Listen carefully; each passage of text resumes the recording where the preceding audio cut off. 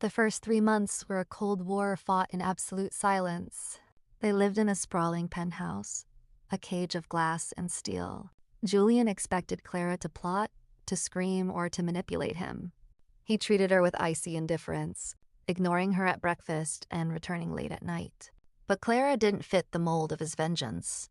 She spent her days at the hospital and her nights in the small guest room. One evening, Julian came home at midnight, racked with a brutal, stress-induced migraine.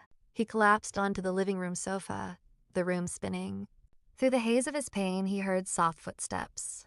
He braced himself, expecting mockery. Instead, a cool, damp cloth was gently pressed against his forehead. Clara knelt beside the sofa, her movements quiet and deliberate. She placed a cup of steaming chamomile tea on the side table. "Drink this when you can," she murmured softly. "It helps with the tension." Julian caught her wrist.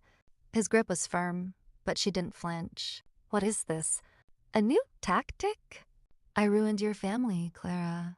She looked down at his hand on her wrist, then met his gaze with profound, crushing sadness. "You did, and you had every right to hate my father. But I am not my father, Julian, and I refuse to let your hatred turn me into someone who ignores a person in pain." She gently pulled her wrist away and left the room. Over the next few weeks, the glass cage began to shift. Julian found himself watching her.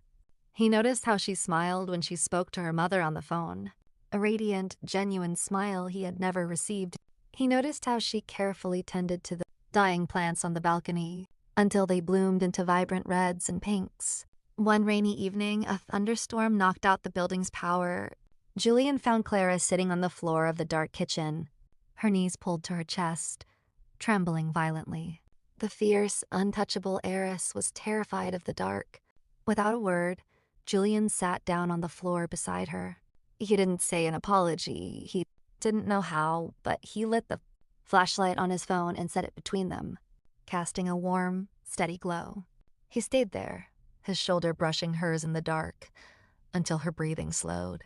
"Thank you," she whispered into the darkness. For the first time, Julian realized that his revenge wasn't a victory. It was a prison, and he had locked them both inside it.